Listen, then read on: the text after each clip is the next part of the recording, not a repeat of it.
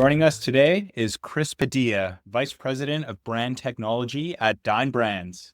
We are incredibly excited to have Chris on the show today as he is quickly emerging as an IT icon in the hospitality space, overseeing brand technology and restaurant technology products for domestic and international, Applebee's, IHOP, and Fuzzy's Taco Shop. You may recognize him from his appearances on panels as a speaker and at a variety of industry events. We are now very pleased to have him on the menu mix. Chris, welcome to the show. Matt, George, pleasure to have me here. Appreciate it. Nice one, Chris. We're really looking forward to the conversation today. We're covering a few broad topics because your career's been so broad, lots of different industries and roles. So we want to get into technology and AI, which is obviously an area that you know loads about. Your career more generally, because I think it'd be interesting for people to understand where you've come from and how you've gone about developing your career. But first, I wanted to actually start with a topic that's a bit of the intersection between technology and the customer, which is tipping.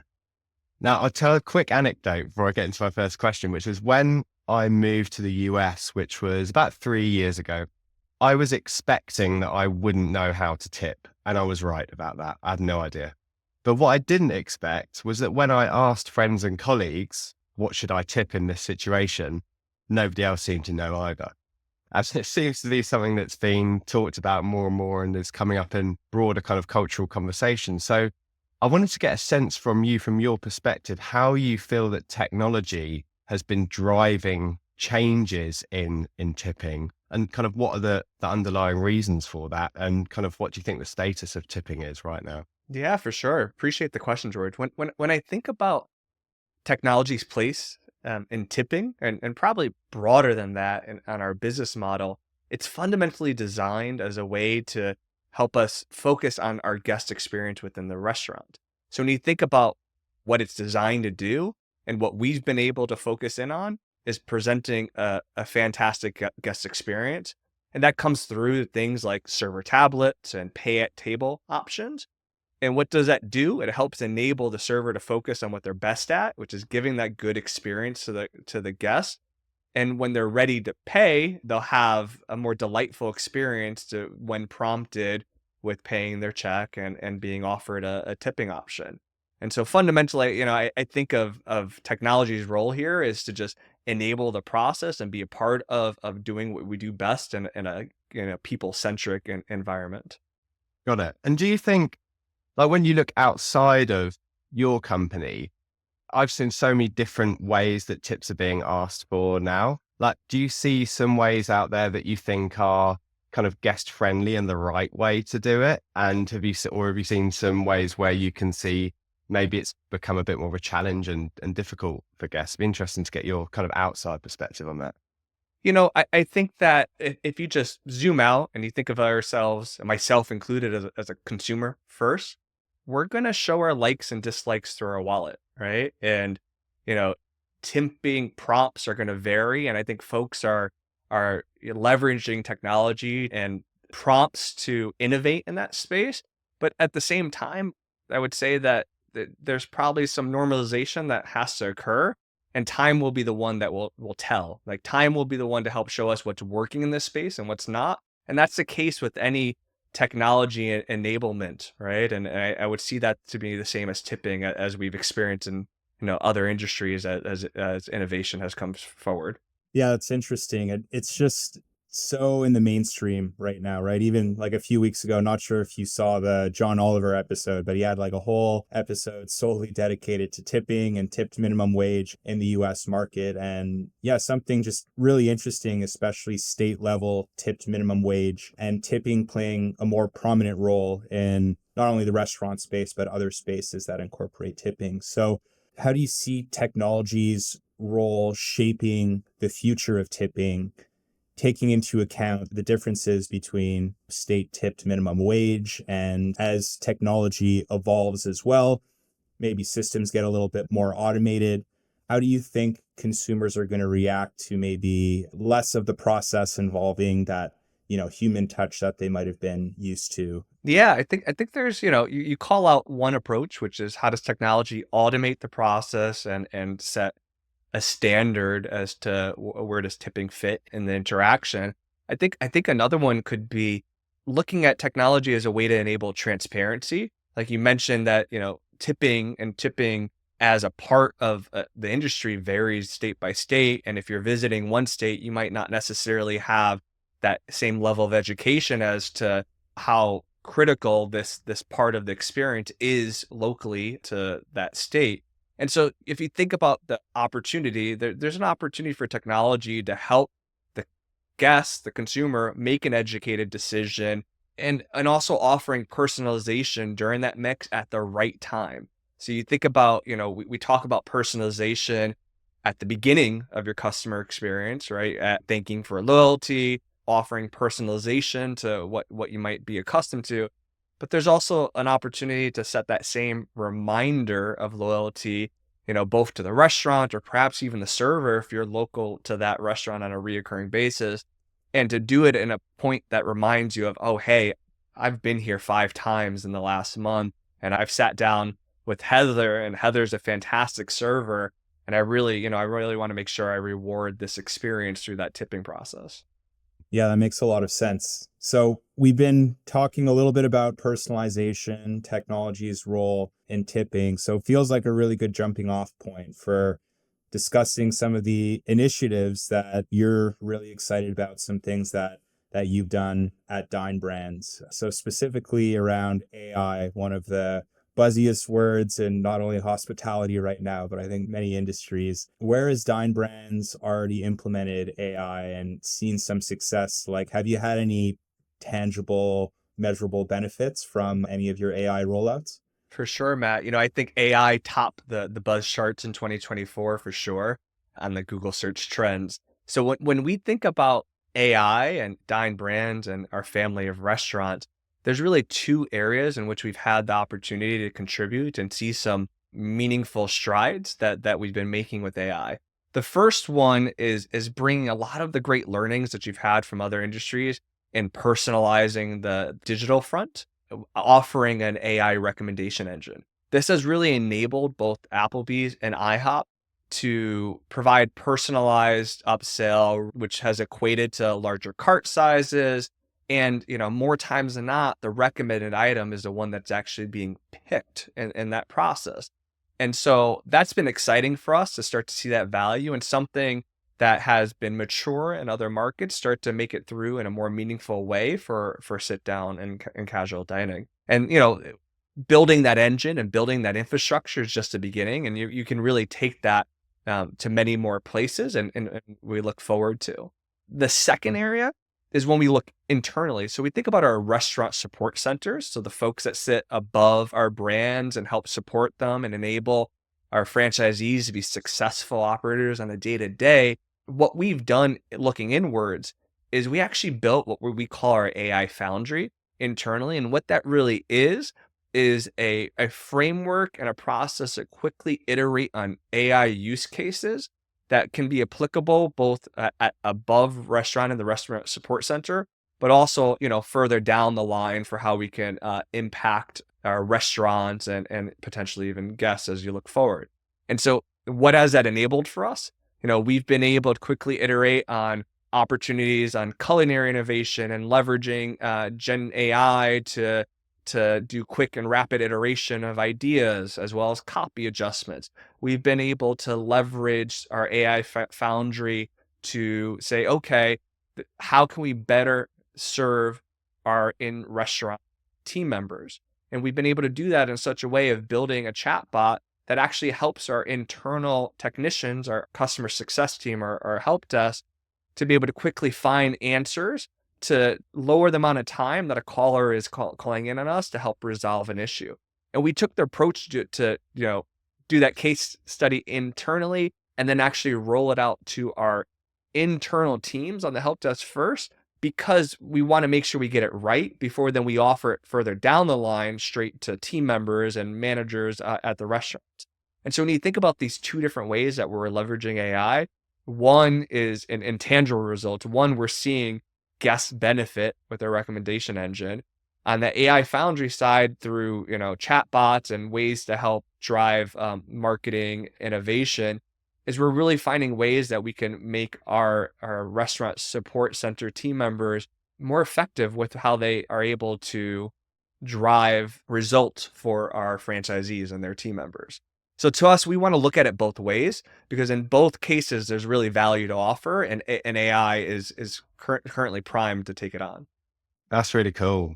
Yeah, I love that. I really like the menu development piece because AI has been such a big tool using for kind of creativity and ideation. So it's really interesting that you can use data, input that into your model, and then spit out some ideas that you've actually been able to implement and iterate faster.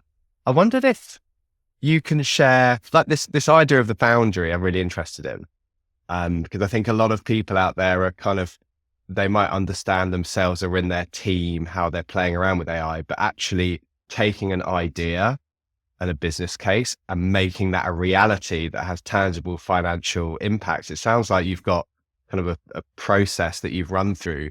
I wonder if you can share anything high level about kind of how you've set that up that's allowed you to actually implement these changes rather than them just being kind of sitting in one person's desk somewhere. Yeah, George, and that's exactly it. It's how do you create the scale and the process behind it that you can quickly iterate on ideas. So the foundry, first and foremost, is accept as many ideas as possible that come through and to vet them out.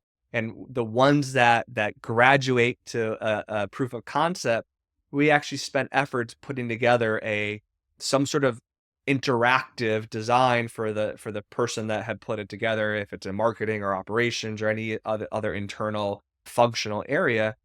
And that gives us a good sense of, does this have legs beyond this? And in order to graduate beyond that next step, that's where a business case comes in. That's where we say, okay, how are we to translate this to value that aligns with our strategy, that aligns with the goals that we're trying to achieve? And that actually gets put through, the more regimented process of what you can expect on bringing that to life. But really, the fundamental aspect of this is AI, and where it's going to be at next requires this innovative, constant iteration mindset that we have to adopt to get us to understand what's working, what's not. Specifically, if you think about Gen AI, that was a big phrase this past year, and it's a big idea. But now in 2025 and beyond, it will be, how do we productize Gen AI? And for us, it's our opportunity to, since we are the experts in our field, to really be on the ground floor, understanding where our benefits and where the value that we can offer today, and also realize some of the longer lead time items that we can work towards in the near future.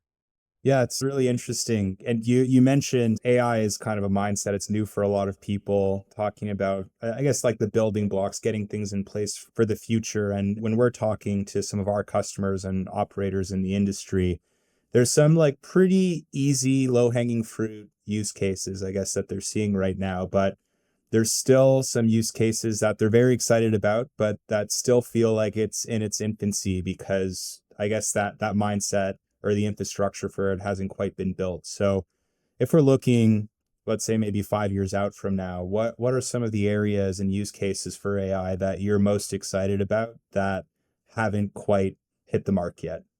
If you think about 5 years from now, where will AI be, and how will it standardize across our restaurants? I think more generally speaking, AI will be integrated into just about every function that you can think of, and not only in restaurant space, but across most sectors.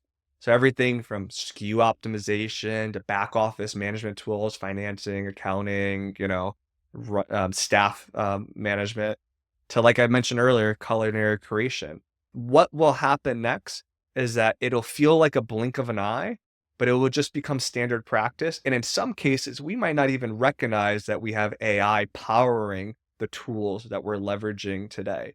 And while I think that there's a lot of interesting focus on the consumer end that we see as a consumer, and where Gen AI fits, and it's everything from voice bots to, asking questions to Gemini and ChatGPT. I think the real interesting value is how do you actually embed those into the tools that help enable the business to run more efficiently, more effectively, and become more profitable. And that is really where the transformation will occur, because that's where the heavy lift comes. And so something that might have taken longer than you would have liked today would likely take half that time, right? In 5 years, because it's actually being powered and generated differently with AI versus doing a linear function of doing analysis. So while it's difficult to pinpoint any one area, I would say that the biggest area of change is how do you start to see the benefits in the back office rather, to help make sure that we are able to adapt our restaurants to the times? Because that's where the power comes in, is how do I make sure I run and operate a profitable business as a business area changes, right? As our macro climate adjusts. Yeah, really interesting. Really interesting. I love this idea that it's really just everything can be impacted. And that's the exciting thing about this time, is you're just not sure in what order that will all happen. And you talked about the consumer side as well. And as a consumer, you might become less and less aware of something in the back end that's happening that's to do with your interaction with restaurants. When you think about that consumer interaction specifically, do you see any fundamental changes to the guest and server, or the kind of the guest and the hospitality brand relationship, that would be enabled by AI, that would be desirable, that you can see? Or do you think that a lot of that innovation will naturally just have to happen in the back end because people want that human to human interaction? No, I absolutely, there will be opportunities for the guests, the server, that interaction point. If you think about what it will enable, it'll enable us to celebrate that while technology is there, the center of what we do is that guest experience for restaurants. And so in practical terms, you can take what I mentioned today with server tablets and tabletop devices, or even back of house with KDSs, or to go with lockers and technology that offer operational efficiencies. When you start to layer AI there, you get the next phase of personalization. So if you think about the server tablets, maybe phase one is an area that just shows some stats that you can reference, right? Related to the loyalty member that's in front of you. Phase two might actually be, here's a Gen AI generated script, right? That is saying, here is what will resonate best with this customer. And that's helpful, right? And in terms, it's how do you create a helpful interaction? And it's there's also a level of optionality there, because you will have servers that are like, I got this. I know I have my relationships. I know how to interact. And there are others that could use that aid. And so what you do is you start to normalize the high performers of servers with those that might be newer to the industry and the role, and allow them both to provide the same level of great experience to that customer. And on the customer side, if you think about tabletops, right? You can start to be a lot more specific to suggestions to them based on their history, and you can do it in a way that is no longer, um, a prefix. Would you like to add blank to your order? You can do it in a way of saying, in a way that could be a little more playful and to the brand equities that the brand is offering. That's really what things like Gen AI and large language models help enable, is you actually can create an identity behind that personalization that goes well beyond just doing analysis on stats. That's a really interesting vision for the future, particularly the live suggestion for server scripts. I mean, Apple just announced the new AirPods will have live translation available. So it feels like this really isn't that far away to have something like that implemented in the real world, which is just crazy to think about. I guess transitioning away from technology a little bit, I feel like we could really go down a rabbit hole there, but we definitely want to touch on your career and career growth. So you've had a really successful career in the hospitality sector, but also with a variety of Fortune 500 companies outside of hospitality. So what's been most valuable in your journey transitioning from maybe outside of hospitality into it?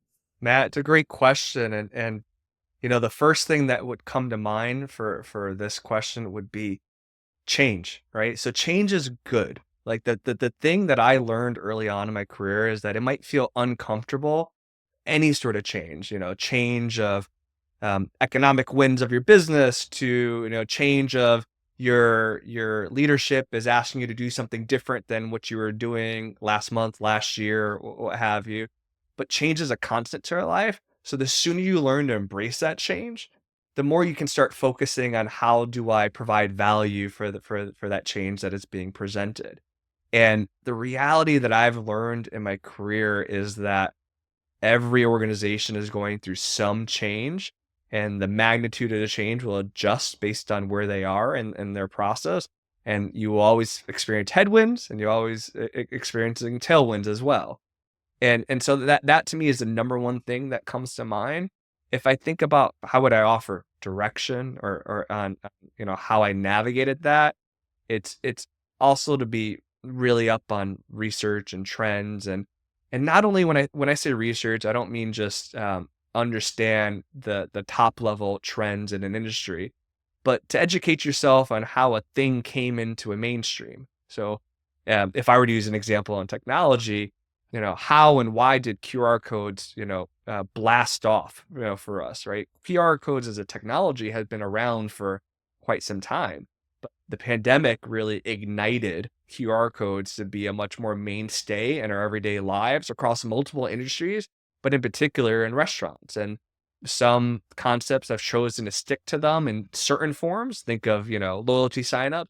Others still use them for menus as an optional experience. And so when I say do your research, it really means not only understand the top level trends, but actually go back in time and learn how things got there and why they're there. And is it a moment in time that helped ignite their popularity? And that helps better educate you for your future. I think it's really great advice around change and almost getting comfortable with that. And reflecting on your own journey, no one's ever the finished article. We're always learning. And some things come really naturally to us because it's just the way we're born or something we experienced earlier in life. And other things we have to work really quite hard at to kind of change and learn about ourselves. I'm curious if you can share some of those areas that you think you found easy to adapt to and adjust, and then other areas where you've really had to work hard at it to get to the level you are in that particular skill. Yeah, that's a good question. I would say that I learned through my journey how much more of an extroverted introvert I am. And so that was a first aha moment in which, a natural tendency to me, I'm an introvert by nature. But I realized that I actually thrive in a much more extroverted environment. And that's funky. That's an interesting one. I found out that they call that ambiverts as I dove down and did my own research. But what I would say is that my strength lied is that when I was presented in that scenario, I actually thrived more being in a much more public or extroverted environment. I'd say I learned early on the value of communication and understanding how to articulate your points in a way that is succinct. And what I would say the area that I wanted to focus on throughout my career that I put additional sort of attention to detail is understanding the path that was right for me. And so, Matt mentioned I started my career not in hospitality, and I know I had a lot of great learnings in the first few companies I worked at. Particularly, they helped teach me process and frameworks and, enterprise level execution. But I had a strong desire to get closer to a customer. And I started my journey. I started my journey to find that right mix of how close I wanted to be to a customer, understanding what that would offer too, is I would have a much quicker turnaround on are things working or are they not? Also, when you're closer to a customer, you also experience the ups and downs of the market and a quicker function. And so recognizing that is just knowing what works for you and what you thrive in and where your strengths have to offer. So for me, it's the takeaway from someone if you're that's listening to us right now is that take a moment of reflection, right? And really use the opportunity in your career to look back, be introspective, appreciate and acknowledge your strengths, lean into them, focus on opportunity areas, but also realize areas that might not be best suited for you, right? It's not that you can't do them, but you're not going to thrive in them. And so I think that's an important self-reflection that folks really have to acknowledge on their journey in their career. Yeah, that's really good advice. And yeah, you kind of have to be your own compass, push yourself to do these things. Some things are a little uncomfortable. Take the learning journey along the way. I like what you said about learning the structure from the corporate world, but realizing you want it to be closer to the customer and bringing that with you. Yeah, it makes a lot of sense. For some of our Gen Z listeners who are, in love with hospitality, they know this is what they want to do, but they're not so sure about how to, rise the ranks, or maybe they're in a restaurant right now and, they have a vision to work with the central team somewhere or outside of the restaurant, but still in hospitality. I guess, what advice would you have for people climbing the ranks in hospitality? What skill set should they kind of hone in, and what opportunities should they explore to continue to grow within the hospitality space? Yeah, for sure. I think the way I'd start this is, don't underestimate the value of mentors and coaches, and, have many mentors. It's not just like I have one, I check the box off and I'm done. You should have one in your industry. You should have one in your function area. So let's say you're in restaurants and you focus on operations. So that's two people right there. And then you say you have a third with a shared background, someone that has similar life experiences as you, that can resonate with your journey, that could help provide context and clarity, where someone that had a different walk of life may not be able to connect with you at that same level. And those three people at minimum really help to shape and guide you. I would say that on a learning front, being present and up to date on the latest things in your functional area is really, really important, because that preparation helps when an opportunity presents itself, right? So very rarely are you going to have an opportunity and then say, okay, I have 6 months to get ready for this opportunity, right? It's really that preparation, that learning, that acknowledging that every moment and interaction is effectively another interview, right? If you're meeting somebody new, yeah, and taking that as just a way of thinking, of saying, okay, I'm going to learn this. I'm going to do more. I'm going to be better. And that helps present those opportunities that you can easily lay up into, because you've had the right life choices to get there. The other aspect here is accepting lateral moves, right? Lateral moves are okay in your journey. Very rarely do you have a hockey stick growth, right? And what you look to achieve. And each decision, each opportunity you have really helps you form new skill sets. If you go back to the reflection and you're being introspective, and you know what you're good at, but where are the opportunities you want to gain? And if I want to achieve a certain role, a certain level, as I've seen others that have been in those levels, what are the attributes that they have? What are the things that you admire and you hope to achieve one day? And you focus that, and that lateral move might be the right step in gaining that extra context or an understanding that you might not have been confident in, to help prepare you for that long-term aspiration. And what I would say as I go back to the, be comfortable with change, right? It's like being comfortable with the uncomfortable. And I have a belief that precision and certainty are really blockers for like self-growth, right? If you're waiting to have 100% accuracy and 100% certainty on a thing before you dive into it, it's unlikely that the preparation and the opportunity will align in that case.